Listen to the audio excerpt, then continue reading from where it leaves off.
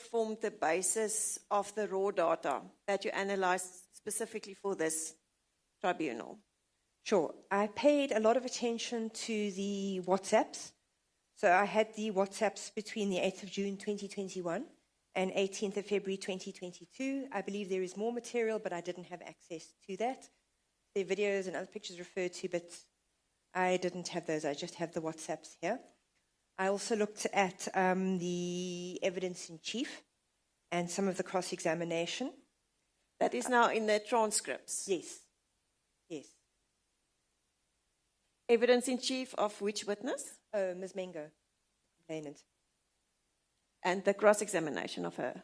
Not in as much detail as I looked at the evidence in chief. Yes. And then what I did was, in order to get a sense of the WhatsApps, I went through them a couple of times, and then I drew up a table for myself of how many WhatsApps there were. So I came to a total of 47. 47 WhatsApps? No, 47 conversations. So in that particular period. And then I dated each of them. I created a table where the data for each conversation. I looked at who initiated the conversation, and I looked at how many conversations were sent by the Judge President and how many by Ms. Mbenenge. So because I used that as an indication to look at who's initiating the conversation here, who is more active in the conversation here. Because I think that starts to give you a sense of who is asking more often, who is engaging more often, who is engaging less often. Because that can give you some kind of indication as to who is the more interested party here. Is to look at how equally are the messages distributed between the two of them. It's an indication. So based on that, as I said, there were a total of, I counted up approximately 837 WhatsApp texts, with 526 from the Judge President and 311 from Ms. Mbenenge. So I looked at those, and I think... Sorry, 526 from the Judge President and? 311. From the complainant? From the complainant. That is now the WhatsApp, the message, each and every WhatsApp itself that you are now counting? Yes. And those 837 WhatsApps were in 47 conversations. Is that what you are saying? Yes, yes. So we should say 47 days. So 47 days? Yes. So a total of 47 days of texting distributed over this roughly 7.5-month period. So I think also doing it that way also allowed me to see a couple of patterns already emerging. So you can see, for instance, that on the very first time they text, on the 8th of June, there are 77 texts from the Judge President and 52 from the complainant. Another day that also emerges as very busy is the 20th of June, where the Judge President sends 84 and Ms. Mbenenge sends 51. But then you can see a distinct change starting to occur on the 28th of July. You can start to see the number of texts dropping off quite significantly, and you can also see the period of time between them getting longer and longer.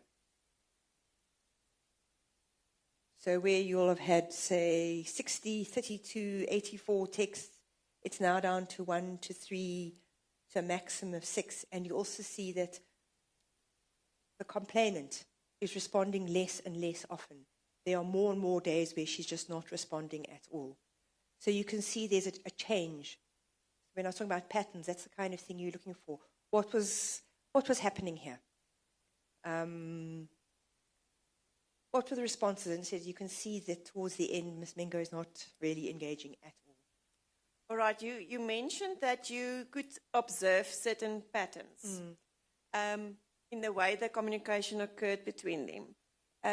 If you can just tell us what type of patterns that is, and slowly. Sure. So then when I looked, these conversations clearly continue. So something might be said on one day, but it might get picked up in another conversation on 2 or 3 further occasions.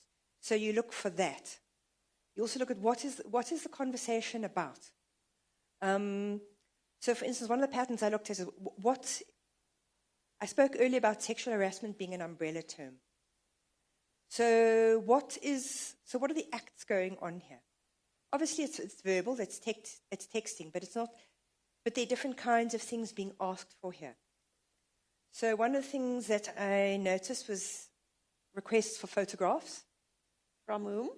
From the Judge President, Ms. Mbenenge.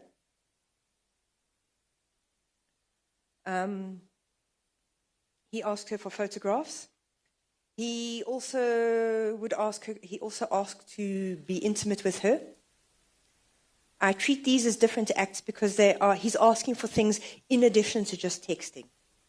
He's not just saying, let's have, as he put it, naughty talk or naughty chat. He's asking for her to go and do other things, to go and take a photograph of herself, to meet with him, to be intimate.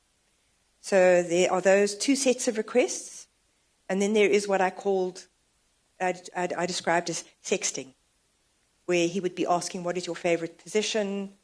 And he'd be sending her videos. So it's conversation there in the moment. It's not asking her to go and do extra things like meet with him to have sex or to go and take a photograph of her private parts, for example. So I saw those 3 things. I think the other thing I looked at how many times Ms. Mbenenge initiated conversation. And I could see that out of all those conversations, there are 5 times where she starts the conversation. But when she starts the conversation, it is about very neutral workplace-related things. So the examples I gave is the 5. If she wishes Judge Mbenenge a happy Father's Day, she responds to a question asked by him. She says, wow, commenting on his status. She asks for the use of his chambers, and she comments on his status. So most of the conversation she has with him tends to be of a more workplace nature. She doesn't ask him for photographs of himself, for instance. But she does ask for things like, can she use his chambers, for a meeting? So her interactions tend to be about workplace, unless she is responding to him. So I was looking for that as to who talks about what.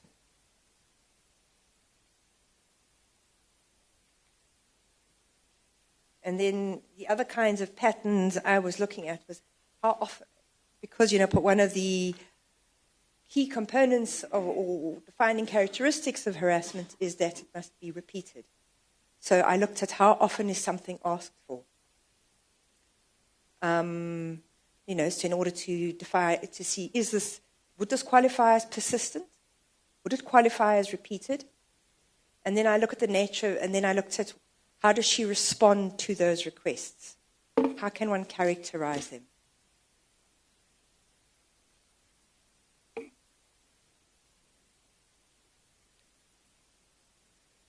And then do you want me to talk a little bit about how I characterize them? So in terms of looking at her requests, I try to see how does she respond to when she's asked for something. And I could see that she was using a range of different. She was using different strategies to deal with or to communicate what was a reluctance and an unwillingness. So as I said, I saw a range of different strategies which I characterized, and I have gone through and found illustrative examples of what I mean. Is she used what I have characterized as deflection. She tried to turn the subject away into something else and start talking about something else. She used evasion. So she wouldn't necessarily give a direct answer, or she would, which is closely linked sometimes to also what I've called deferral. Oh, I'll do it another time. So postponing the moment. She also used silence. She just did not respond. She also used what I described as accommodation, where she would try to accommodate or engage with a request. And she also used active resistance. No. So there are a range of different strategies that are being used, and they're also changing over time. And I think that you can see her figuring out what does or doesn't work, and then adapting her efforts accordingly.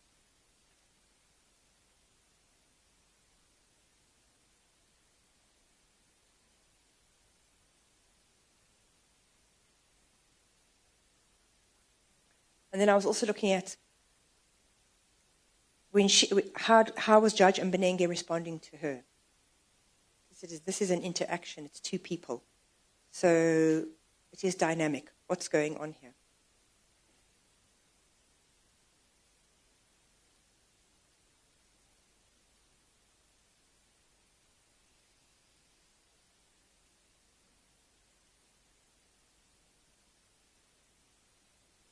All right. In your summary at 3.2, you said that Judge Mbenenge and Ms. Mengo's interactions occurred within the context of three different kinds of asymmetrical roles and relations. If you can go slowly through the three different kinds of roles. So the first is the obvious one, and that is prescribed by the courts themselves. That's the workplace relationship. So Judge Mbenenge is the Eastern Cape Judge President, and Ms. Mengo, the secretary of an unnamed judge. So that's in terms of hierarchy and workplace, but I think there's also the question of status. Whose work will enjoy the higher status? And a judge, and especially a judge president, will have higher status than that of a secretary.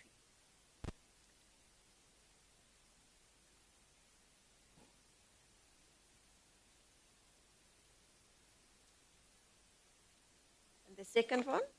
The second one is that it appears through reading through the record that it had become a habit or a practice on Judge Mbenenge's part for judges or for the secretaries to think of their judges as fathers and mothers.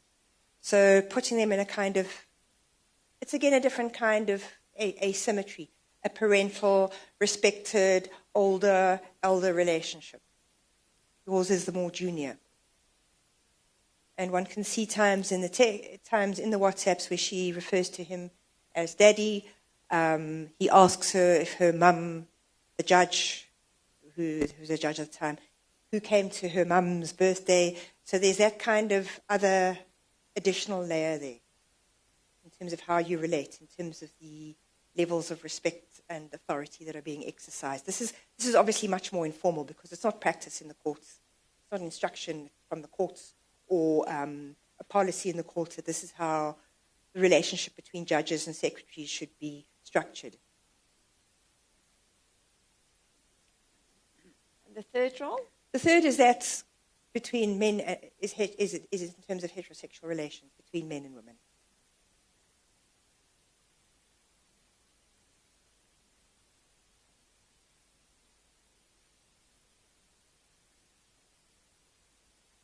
So that is gender. Yeah. And I mean, I think the other thing, but that comes closely, I think, in relation to the father, judge, secretary, child, is obviously there's an age or generational difference going on as well. Sometimes Ms. Mengo makes reference to it, is also that of a church elder, but that doesn't really necessarily seem to affect this situation. But that's their part of who he is as well. She does use it at some point.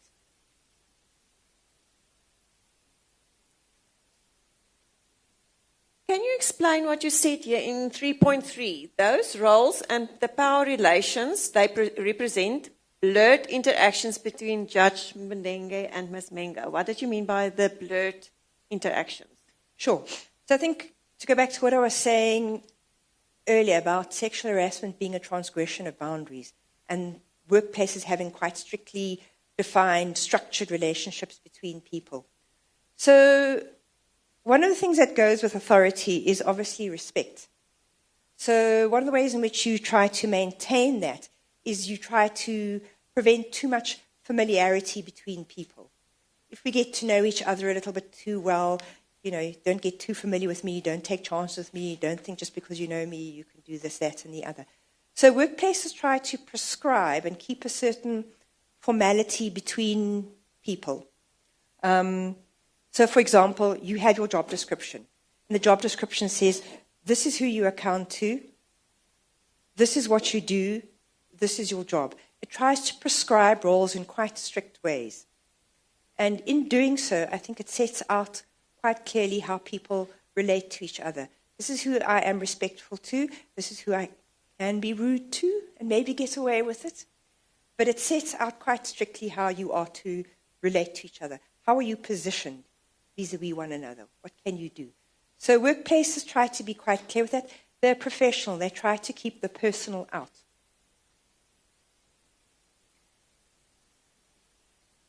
And obviously an aspect of the personal is the sexual, which is why you do not have, the idea is you should not be having sexual relations in the workplace because they bring the personal in. You try to maintain the relationships as professional. So you have that relationship. So when you start bringing the personal in, you are now blurring that workplace role. And you are creating a confusion for somebody. This is my role in the workplace, but that is not how you are relating to me. How can I now respond to you? Because you're related to me on a personal level, and if I relate to you on a personal level, then I run the risk of transgressing professional roles, functions, and rules. And this is how you can get what you might call a situation that's called a double bind, where you have this conflict.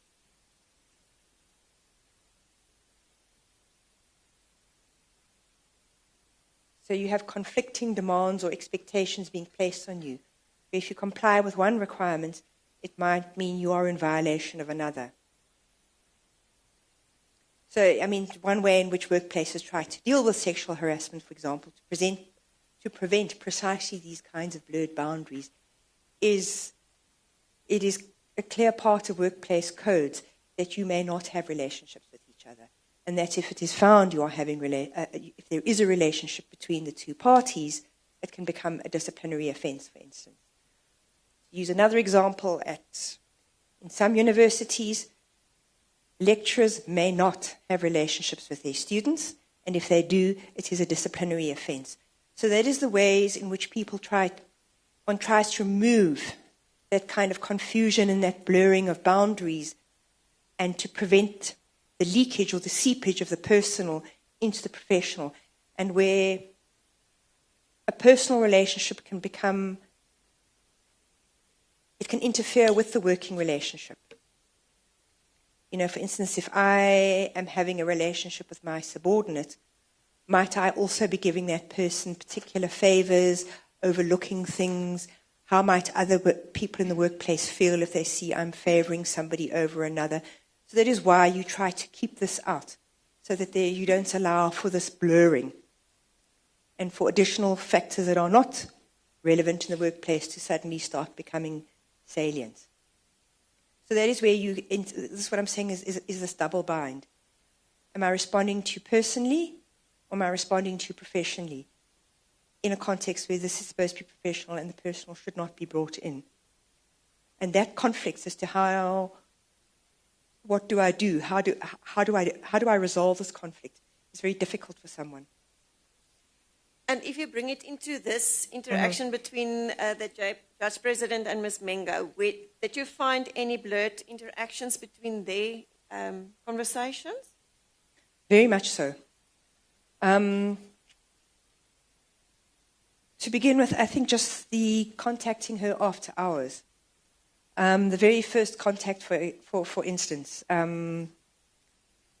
follows as a result of he sees her early in the day, he sees a child, he asks about the child's father. She says, no, we are no longer together. And hours later, after hours, the judge president then contacts Ms. Mbenenge to say, oh, well, you know, I'm sorry if I might have embarrassed you. Now, that is not a workplace conversation, and it's after hours. So that's the first kind of blurring as to why is he getting in touch with her. And then we're getting into personal questions. So how many children do you have? It's not necessarily something you need to know about. That's more of a kind of getting to know you kind of question. Then I think there are the questions about can I or can't I trust you? And again, why would that be relevant? Then I think the first example, the very first clear-cut example is the pictures. He says to her, maybe a few pics you send may serve as halfway proof that presumably she can be trusted. So, I mean, I think one of the interesting points about that is to ask another person for pictures in a workplace. Why would you... A personal picture of yourself is not a requirement in this job. She's a secretary. How does sending pictures have anything to do with her job? I think another thing to look at is asking for pictures without giving any explanation as to why you want those pictures. You can see that as an expression of power, in the sense that people who can demand things of others without explanation, that's an expectation that I ask. You don't need to know why. You don't need an explanation from me. So that is a very first example. And I mean that it occurs after an earlier conversation of the day that is already, is the father around? No. So that establishes there is no man in the house who might just pick up the phone and see what's going on, or asking you, why are you spending so much time on your phone after hours? So that first exchange establishes just how much, that here is somebody where there may not be a man who is going to be asking, what are you doing on your phone? Or as I said, to pick it up and see what is on the phone. So I mean, I think asking for pictures, but then the question is, then there is still in the same conversation, take off the clothes on your upper body. So for an employer to ask an employee to take off the clothes on your upper body, presumably he's meaning a topless picture. Again, how does that have anything to do with the job?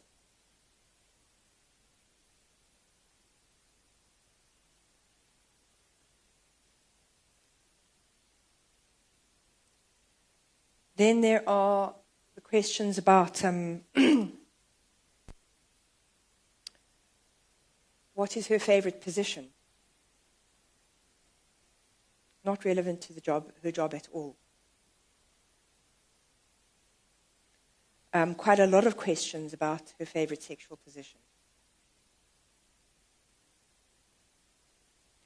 I think also, so those are workplace boundaries, but I also want to speak a little bit about personal boundaries.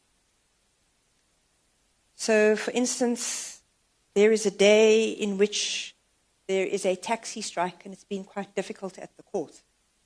And she's still working and it's after hours. And he's still asking about a conversation from the previous night about positions. So this question is at night, and she's saying, look, I've had a rough day at work. I'm still busy at work. He disregards that and says, where were we last night? We were warming up, again referring to the questions about her positions. And then he continues, like, she says to him, oh no, are you still referring to that? His answer is, purely because we were about to land. And her response is, do you know that my exhaustion is extreme? So she's telling him, I am tired. She's still at work, and yet he is asking about her favorite sexual positions. And I mean, she actually says this a couple of times.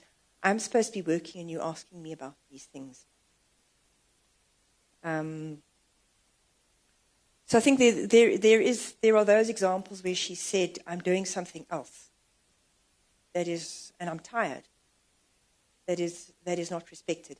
So those are in between and that's in between, I think, the workplace roles and boundaries. I don't know if it will be easier for you to go through the conversations day by day and explain what conversations are, especially the questions asked and the replies, and how would you view the conversations? Yes. Chair, I don't know if you want to follow the conversations. It's the WhatsApp conversations in volume 3, page 1156. If the tribunal, the panel wants to follow this witness while she testifies.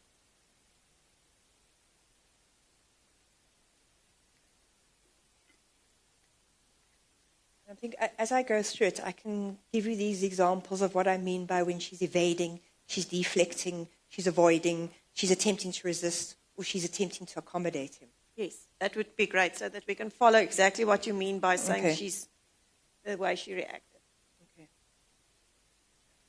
Okay. My versions are not numbered like yours. If you can just tell me on what date you are, then I will refer the panel to the specific pages. Are we going to start at 8 June 2021? That will be on page 1156. Yeah. Okay?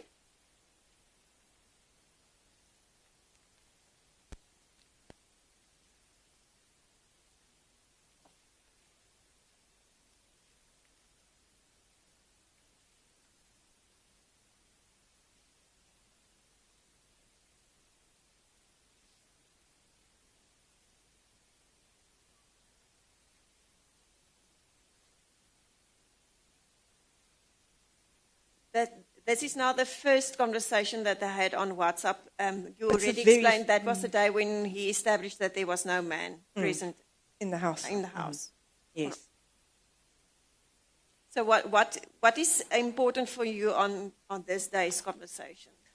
I think that it so immediately moves into asking for photographs without any kind of explanation, and this is clearly not a job requirement, that it is persistent,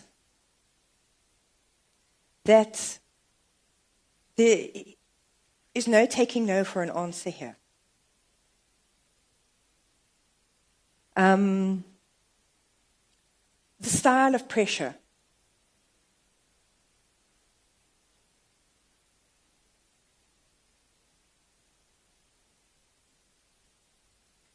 What do you mean by the style of pressure? If you can give us an example. Sure. So I think the judge president is quite fond of using a little angel halo emoji. So he'll ask a question with this innocent little halo emoji face around it. And sometimes it can be and sometimes he'll use it after. He'll say, give me a photograph. And then will come the little picture of the angel with an angelic, innocent look. That's one emoji he likes quite a lot. But he also likes the pairing of the big eyes looking, the hearing aid listening, and the quite rapid-fire nature of it. Some of his texts come within a minute of each other. And he has a kind of sequence sometimes that'll go, big eyes, I'm looking, hearing aid, I'm listening, I'm waiting to hear. And then sometimes in other communication, it'll be followed up with a zzz, I've gone to sleep, I'm waiting. So it's communicating, hurry up. It communicates expectation. And one can also see here that something she uses quite often, which is a kind of evasiveness, trying to say no without saying no. Can you give us examples of Sure. that? So I'm going to start with where they've had this conversation about trust. Can he trust her? There's been a bit of an earlier conversation about her morals. Then can he trust her? And just after 25 past 7, he says, okay, truth be, he types. Sorry, where are we? 25 past 7 will be 1163 up until it goes over until 1164. Which one at 1925 are you talking about? There's a few messages. She has The monkey with the shy. Yep, the shy monkey. Then the response is, truth be told, I have no reason to doubt your word. Then her response is, that means a lot. It's hard to trust these days. Then is the first request for pictures. Maybe a few pics you send may serve as halfway proof.